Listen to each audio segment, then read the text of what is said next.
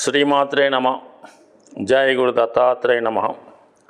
ఈ వీడియోలో మనం ఆగస్టు 16వ తారీఖు నుంచి 31వ తారీఖు మధ్యలో జరగబోయే పక్ష ఫలితాలు ఏ విధంగా ఉండబోతున్నాయి అని తెలుసుకుంటూ, మరి ఈ పక్షంలో ముఖ్యంగా ఉన్నటువంటి గ్రహస్థితి మనం పరిశీలించినప్పుడు మరి రవి సంక్రమణం జరిగింది. అది రవి స్వక్షేత్రమైనటువంటి సింహరాశిలోకి ప్రవేశిస్తూ అక్కడ ఉన్నటువంటి బుధ శుక్రుల్ని కలవడం అన్నది ఒక గొప్ప స్థితి ఈ జాతకానికి ఈ పక్షంలో ఏర్పడడం జరిగింది. ఈ కారణం వల్ల బుధాదిత్య యోగం, అత్యంత బలమైనటువంటి బుధాదిత్య యోగం జరిగింది. అలాగే ఉన్నత విద్యాయోగం కూడా ఏర్పడడం జరిగింది. మరి ఈ రవిగ్రహం పైన శని యొక్క సప్తమ దృష్టి పడటం కూడా జరిగింది. ఇది కొంతవరకు ప్రభుత్వ అధికారులకి, రాజకీయ నాయకులకి ఇబ్బంది కలిగే సూచన కనబడుతుంది. ఇక వృషభ రాశిలో కుజ గురులు మిత్రగ్రహాలై శత్రుక్షేత్రంలో ఉండడం, శని గురువుల మధ్య కేంద్ర స్థితి, కుజ శనుల మధ్య కేంద్ర స్థితి, ఇది కొంతవరకు ఒక రాజకీయ సంక్షోభాన్ని తెలియజేస్తూ ఉంది. అలాగే కుటుంబ సభ్యుల మధ్య విభేదాలు సూచించే అవకాశాలు ఎక్కువగా ఉన్నాయి. ఇక రాహు కేతువులు, కేతువు కన్యారాశిలో సంచరించడం జరిగింది. ఇది ప్రజల యొక్క ఆరోగ్యం మీద ఎక్కువ ప్రభావం చూపుతూ ఉంటుంది. కొన్ని అంటువ్యాధులు లాంటివి ప్రబలే అవకాశం ఉన్నది. అలాగే మరి రాహు మీనరాశిలో సంచరించడం వల్ల ఆధ్యాత్మిక కేంద్రాల్లో అవినీతి కార్యక్రమాలు లాంటివి జరగడం, అలాగే కొన్ని ఆధ్యాత్మిక సంస్థల్లో కానీ దేవస్థానాల్లో కానీ అవినీతి లాంటివి జరగడం, కొంతవరకు వ్యతిరేక కార్యకలాపాలు అందులో ఉన్నటువంటి ఉద్యోగులు చేయడం వల్ల కొంత ఇటువంటివి బయటపడి ఇబ్బందులు లాంటి మన యొక్క సంస్కృతికి మచ్చ తెచ్చే విధంగా జరిగే అవకాశం ఉన్నది. అయితే ఆర్థిక పరంగా మనీ టైట్ ఏర్పడుతుంటుంది.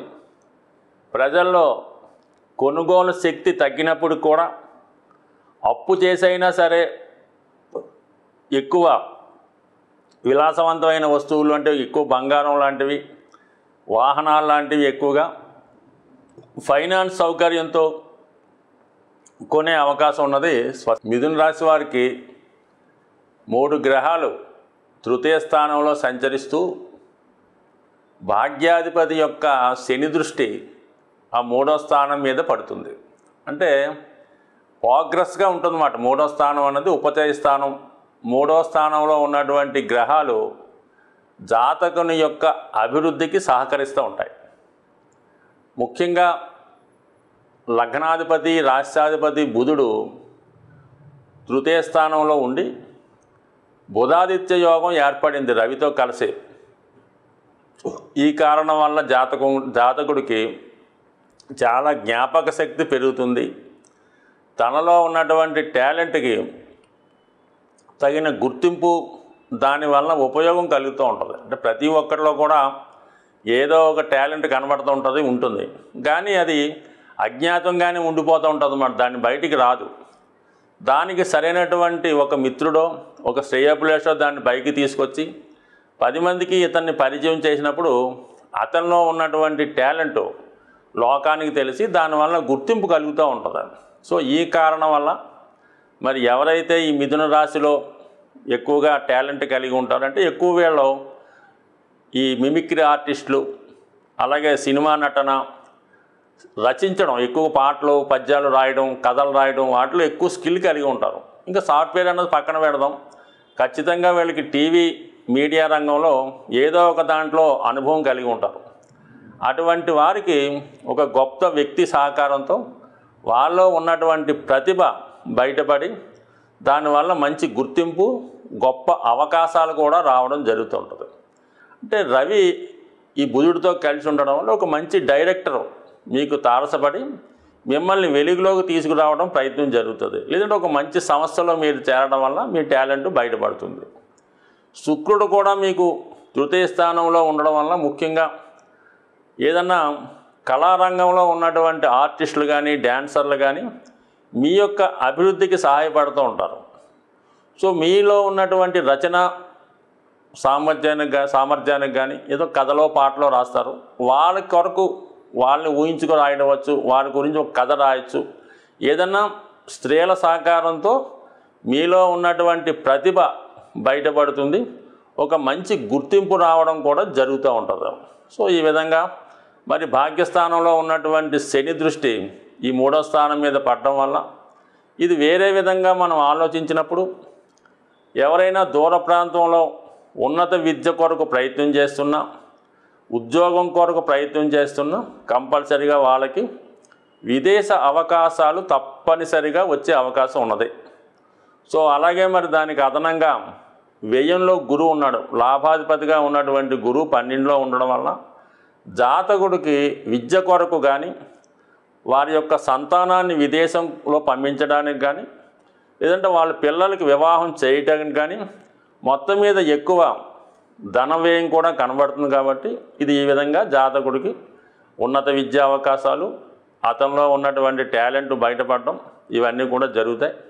ఇక కుజుడు వ్యయస్థానంలో ఉండడం వల్ల అంటే షష్టాధిపతిగా వ్యయస్థానంలో ఉన్నాడు. అంటే కంపల్సరిగా జాతకుడు తన అవసరాలకి ధనాన్ని రుణం చేసే పరిస్థితి కూడా కనబడుతుంటుంది. అది ముఖ్యంగా ఏంటంటే ఏదైనా గృహ నిర్మాణం కొరకు అవ్వచ్చు, లేదంటే ఏదైనా ఖరీదైన వాహనం గురించి అవ్వచ్చు, ఇంట్లో విలువైన వస్తువుల గురించి అవ్వచ్చు, లేదంటే ఏదైనా మరి రక్త సంబంధికులకు ఏదైనా సహాయం చేసే కార్యక్రమం అవ్వచ్చు. వాటి కొరకు జాతకుడు ధనాన్ని వెచ్చించవలసి ఉంటుంది. సో ఏదైనా ఇవన్నీ కూడా ఉపయోగపడి మంచి ఖర్చులే తప్ప ఎట్టి పరిస్థితిలో కూడా అది వేస్ట్ అయితే కనబడదు. మరి దశమ స్థానంలో రాహు, చతుర్థ స్థానంలో ఉన్నటువంటి కేతువు వృత్తిపరమైనటువంటి కొన్ని ఇబ్బందులు కలుగుతూ ఉంటాయి. అయితే అది కొన్ని రంగాల్లో ఉన్న వాళ్ళకి బాగా ఉపయోగపడుతుంటాడు రాహు. ఇది సాఫ్ట్వేర్ రంగం, సినిమా ఫీల్డు, మీడియా, కెమికల్స్ అంటే మామూలుగా వైద్య సంబంధించిన వృత్తిలో ఉన్న వాళ్ళకి చాలా ఇంప్రూవ్మెంట్ ఇస్తాడు, అదనపు ఆదాయాన్ని ఇస్తాడు.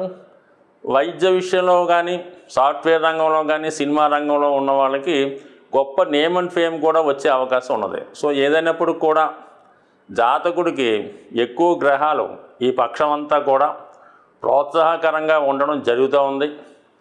మరి కొంతమందికి అయితే ఉద్యోగరీత్యా కొన్నాళ్ళు టెంపరీగా అది విదేశం కానీ ఇతర రాష్ట్రం కానీ అంటే ఉద్యోగరీత్యా కొంతమంది ఇతర ప్రాంతంలో కొన్నాళ్ళు స్టే చేయడం కానీ జరిగే అవకాశం ఉంటుంది. ప్రతి నెల కూడా ఏదో ఒక పండగ వస్తూ ఉంటుంది. అయితే కొన్ని పండగలో జాతకుని యొక్క గ్రహ దోషాలు తొలగించుకోవడానికి జీవితంలో అభివృద్ధి చెందడానికి ఉపయోగపడుతుంటాయి. ముఖ్యంగా ఇది శ్రావణ మాసం కాబట్టి వరలక్ష్మి వ్రతం లాంటిది స్త్రీలు ఆచరించేది. అది అన్ని విధాల జాతకుడికి జాతకురాలకి కూడా ఆర్థిక విజయాన్ని సమకూరుతూ ఉంటాయి. అయితే ఈ నెలలో ముఖ్యంగా ఈ పక్షంలో మనకి 2 విశేషమైనటువంటి శుభదినాలు రాబోతున్నాయి. ఒకటి ఏంటంటే ఆగస్టు 17 అలాగే ఆగస్టు 31 శని త్రయోదశి రాబోతుంది. ఈ పండగ జాతకుడు ఏ రాశి వారైనా శని యొక్క ప్రభావం నుంచి బయటపడడానికి అంటే శని ప్రభావం అంటే కేవలం గోచారరీత్యా శని యొక్క ప్రభావం కాకుండా వ్యక్తిగతంగా ప్రతి వ్యక్తికి కూడా శని యొక్క ఇబ్బందులు కొన్ని ఉంటాయన్నమాట. అవి ఏంటంటే జాతకుడికి వ్యసనాల మీద ఆసక్తి, ఏదో ఒక బలహీనత, అప్పులు ఉండడం, బద్ధకం ఉండడం, నిజాయితీగా వ్యవహరించకపోవడం, సరైనటువంటి వస్త్రధారణ చేయలేకపోవడం, అలాగే దైవాన్ని పెద్దల్ని దూషించడం, ఇవన్నీ కూడా శని యొక్క లక్షణాలు. ఈర్ష్య, అసూయ, ద్వేషం, కోపం ఇవి కూడా శని యొక్క ఇబ్బందులు అన్నమాట. ఇవి తగ్గించుకోవాలంటే ఖచ్చితంగా మీరు కేవలం ఈ శని త్రయోదశి నాడు విధి విధానంగా శని దేవాలయంలో కానీ లేదా నవగ్రహాలు శివాలయంలో ఉన్నటువంటి నవగ్రహాల్లో ఉన్నటువంటి శని భగవాన్ని విధి విధానంగా తైలాభిషేకం ద్వారా అక్కడ ఉన్నటువంటి ఆచారం ప్రకారం అక్కడ ఉన్నటువంటి పురోహితునితే మీరు చాలా వరకు విధి విధానంగా శని భగవాన్ని పూజించి అదే దేవాలయంలో శివుణ్ణి కూడా అభిషేకం చేసుకొని ఆ రోజంతా కూడా చాలా నియమ నిష్టలతో వ్యవహరించాలన్నమాట. ఆయిల్తో చేసిన పదార్థాలు తినకూడదు, ఇంకా ఉల్లిపాయ వెల్లుల్లిపాయ ఇంకా అటువంటి అసలే వద్దు. ఎవరు ఎంత బలవంత పెట్టినా కూడా ఎటువంటి మత్తు పానీయాలకు కానీ అలాగే ఇతర ఆహార పదార్థాలు ఎట్టి పరిస్థితుల్లో కూడా ముట్టుకోవద్దు. మనం పూజ చేసిన ఉదయం నుంచి మర్నాడు సూర్యోదయం అయ్యేదాకా కూడా భూమి మీదే పడుకోవాలంటే కింద పడుకోవాలి. సంసార సుఖానికి చాలా దూరంగా ఉండాలి. ఎటువంటి చెడు ఆలోచన లేకుండా దైవ సంకల్పంతో వీలైతే హనుమాన్ చాలీసా, విష్ణు సహస్రనామం పారాయణ చేస్తూ అది ఏదైనా ఫ్రూట్స్ ఆహారంగా తీసుకొని ఆయిల్ లేని తింటూ ఆ ఒక్కరోజు గడిపితే ఖచ్చితంగా మీకు శని యొక్క అనుగ్రహంతో మీ బలహీనతలు, మీ రుణాలు, ఇది విద్యార్థులకు కూడా చాలా జ్ఞాపక శక్తిని పెంచి బద్ధకాన్ని తగ్గించే విశేషమైనది. ఈ 2 రోజులు చేయక్కర్లేదు, కనీసం ఆగస్టు 17 కానీ 31 కానీ చేస్తే సరిపోతుంది. వీలుంటే 2 చేసుకుంటే చాలా బలం ఎక్కువగా ఉంటుంది అన్నమాట. ఒక దాంట్లో చిన్న పొరపాటు ఉన్నా రెండో దాంట్లో దాన్ని సరి చేసుకోవచ్చు. ఇక ఇంకోటి ఏంటంటే సంకష్టహర చతుర్థి ఆగస్టు 22. ఇది కేతు ప్రభావం నుంచి తప్పించే ప్రయత్నం జరుగుతూ ఉంటుంది. అంటే కేతు వైరాగ్యాన్ని కారకుడు, ఏదొచ్చినా కూడా చేయదాకా రాదన్నమాట. అటువంటి వారు ఈ సంకష్టహర చతుర్థి రోజు విధి విధానంగా గణపతి హోమం కానీ గణపతికి అభిషేకం చేయడం వల్ల సాయంకాలం చంద్రోదయం అయ్యేంత వరకు కూడా ఉపవాసం ఉండి దాని తర్వాత విధి విధానంగా భగవంతుని ప్రసాదం తీసుకొని ఆ రోజు కూడా నియమంగా ఉంటే ఖచ్చితంగా ఈ నెలలో ఈ పక్షంలో వచ్చినటువంటి ఇది ఆచరించడం వల్ల మరి జాతకంలో ఉన్నటువంటి సమస్త సకల దోషాలు సంపూర్ణంగా అయ్యే అవకాశం ఉంది. ఇది ఏ రాశితో సంబంధం లేదు, అందరూ చేసుకుంటే మంచిది. స్వస్తి.